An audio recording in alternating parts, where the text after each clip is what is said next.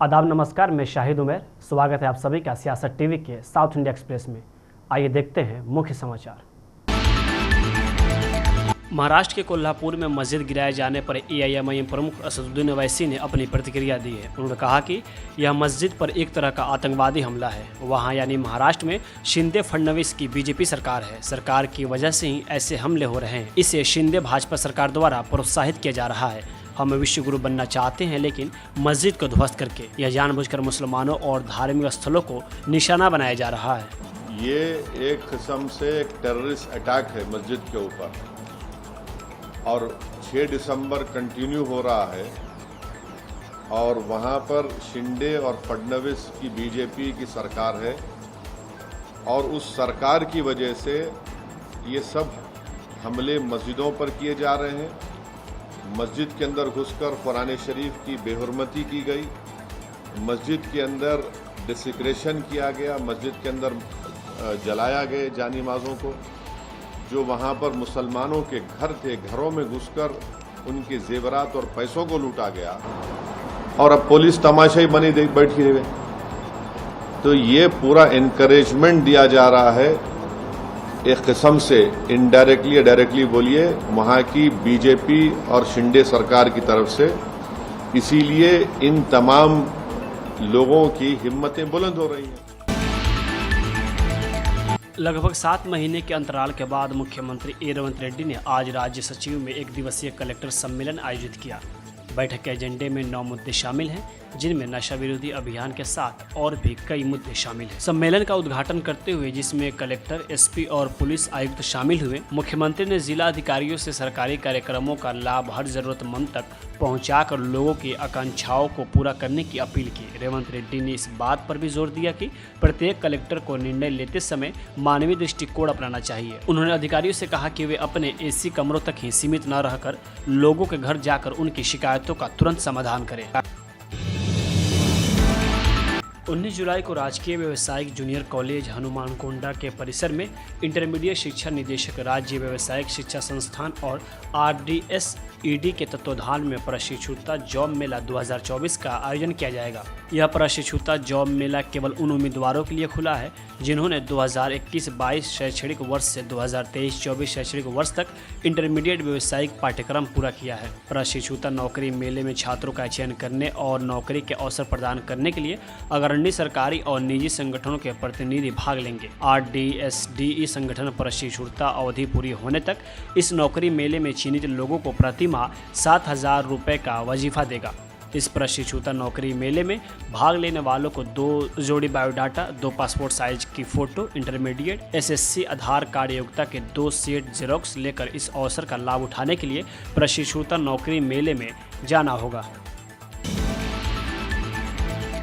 तेलंगाना के मुख्यमंत्री रेवंत रेड्डी ने आरोग्यश्री स्वास्थ्य सेवा योजना के क्रियान्वयन के संबंध में अधिकारियों को महत्वपूर्ण निर्देश जारी किए हैं। सीएम ने स्पष्ट किया है कि राशन कार्ड और आरोग्यश्री कार्ड के बीच संबंध नहीं दिया जाना चाहिए। इसके अतिरिक्त अधिकारियों को यह सुनिश्चित करने का निर्देश दिया है कि प्रत्येक व्यक्ति को आरोग्यश्री कार्ड प्रदान किया जाए और सभी नागरिकों के लिए एक डिजिटल स्वास्थ्य प्रोफाइल बनाई जाए। इसके अलावा ग्रामीण क्षेत्रों में काम करने वाले डॉक्टरों और परिश्रमिक में वृद्धि की जाएगी और आदिवासी क्षेत्रों में चिकित्सा सुविधाओं को बढ़ाने के प्रयास किए जाएंगे। पंजीकृत चिकित्सा चिकित्सकों और निजी चिकित्सा चिकित्सकों के सामने आने वाली समस्याओं को दूर करने के लिए उचित समाधान खोजने के लिए कदम उठाए जा रहे हैं। सीएम के आदेशों का उद्देश्य राज्य में स्वास्थ्य सेवाओं की पहुंच और वितरण में सुधार करना है, जिससे अनंततः आम जनता को लाभ होगा।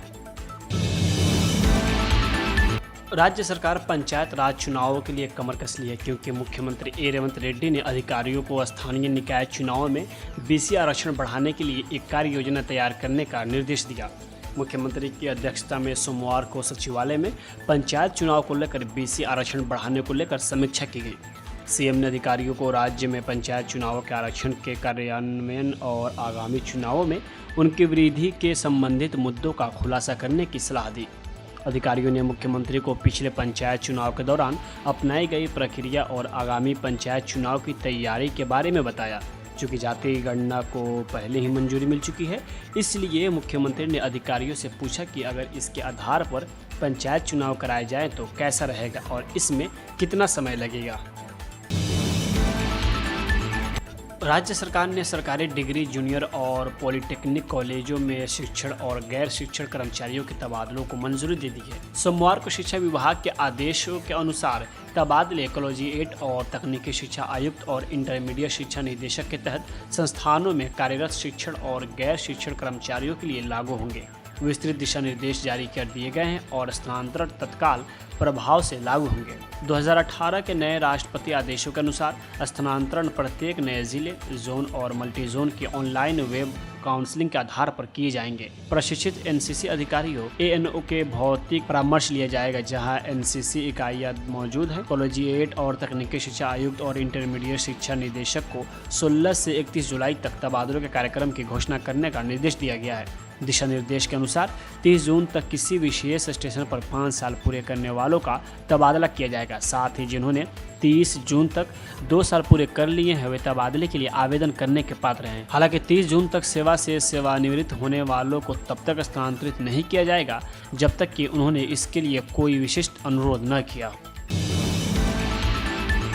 राज्य शासन ने ऋण माफी योजना के क्रियान्वयन हेतु दिशा निर्देश जारी कर दिए हैं। दिशा निर्देश के अनुसार जिन किसानों के पास सफ़ेद राशन कार्ड हैं वे केवल 2 लाख रुपए के ऋण माफ़ी का लाभ उठाने के पात्र होंगे और पैसा सीधे किसानों के खाते में जमा किया जाएगा। सरकार ने किसान परिवार को एक इकाई के रूप में लिया है और महिलाओं के नाम पर लिया गया ऋण पहले परिवार के अन्य सदस्यों के नाम पर माफ़ किया जाएगा।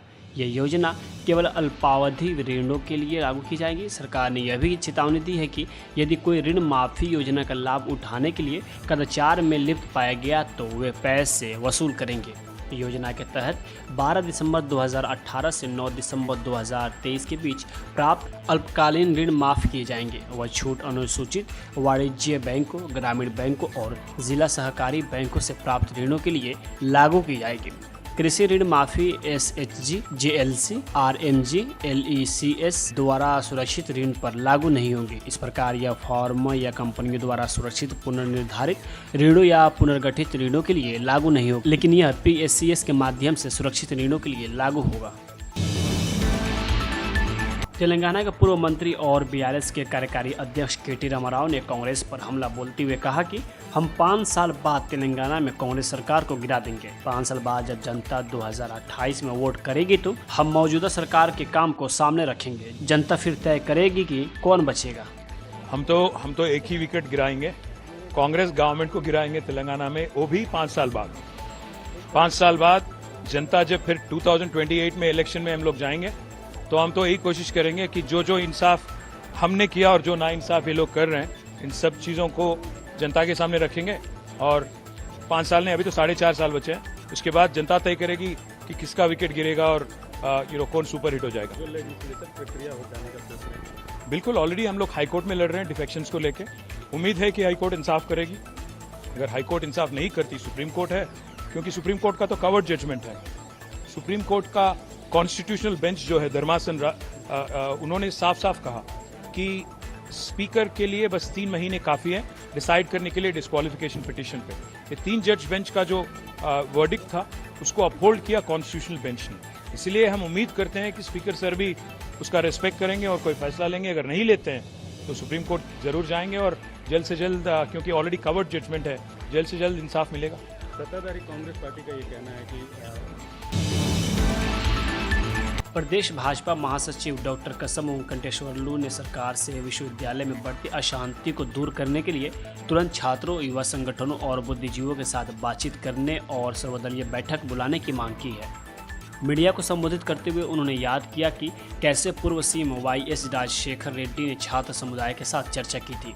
उन्होंने सीएम रेवंत रेड्डी से छात्र, युवा संगठनों और बुद्धिजीवियों के साथ बातचीत करने और बेरोजगार युवाओं के बीच अशांति फैलाने के लिए सर्वदलीय बैठक बुलाने की मांग की। उन्होंने राज्य उच्च न्यायालय के एक फैसले का हवाला दिया जिसमें सरकार को पर्याप्त अंतराल के साथ नौकरी अधिसूचना जारी करने और रिक्तियों को भरने के लिए अतिरिक्त अधिसूचना जारी करने की अनुमति दी गई थी। उन्होंने आरोप लगाया कि कांग्रेस नेता राहुल गांधी, प्रियंका गांधी और एआईसीसी प्रमुख मल्लिकार्जुन खड़गे जैसे प्रवासी पक्षियों ने विधानसभा चुनाव से पहले पहले सरूर नगर में विशेष रूप से बुलाई गई बैठक में तेलंगाना में बेरोजगारों के लिए युवा घोषणा पत्र जारी करने की घोषणा की थी। रेवंत रेड्डी ने विश्वविद्यालय परिसरों का दौरा करते हुए और छात्रों और बेरोजगारों से बातचीत करते हुए पहले कांग्रेस को वोट देने की अपील करते हुए सत्ता में आने के 100 दिनों के भीतर 2 लाख नौकरी रिक्तियों को भरने के लिए नौकरी अधिसूचना जारी करने का आश्वासन दिया।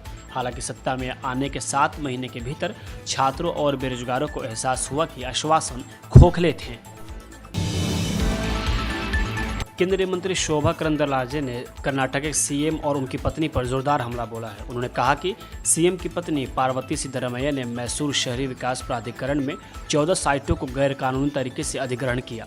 1992 में MUDA के सारे गांव में ज़मीन का अधिग्रहण किया और 3.81 लाख रुपए का मुआवजा दिया, लेकिन पार्वती सिद्धरमैया ने ऐसा नहीं किया। 1992 में सिद्धरमैया वित्त मंत्री थे। 1998 में जब वो डिप्टी सीएम थे तब भी वह चुप थे। मुख्यमंत्री जी खुद उसका बीवी पार्वती सिद्धरामैया मैसूर का मूडा में 14 साइट्स लिए, कानून का विरुद्ध वो लिए हैं। केसरे गांव में 1992 में मूडा के लिए जमीन मूडा अधिकृत करता है, तब उसको 3,81,000 कॉम्पनसेशन देता है मूडा, बट पार्वती सीतारामैया नहीं लेती है, चुप रहती है। तब भी अभी का सीएम सिद्धरामैया ने मंत्री थे। 92 में वो मंत्री थे, फाइनेंस मिनिस्टर थे। 98 में 4161 होती है, तब भी वो चुप थे, तब भी वो DCM थे। 2002 में सिद्धरामैया ने फाइनेंस मिनिस्टर थे, तब मूडा नोटिफिकेशन करता है, तब भी वो चुप थे। बाद में पार्वती सिद्धरामैया ने 2021 में मूडा को लिखती है मुझे 50-50 के आधार पर कॉम्पनसेशन चाहिए, मुआवजा चाहिए।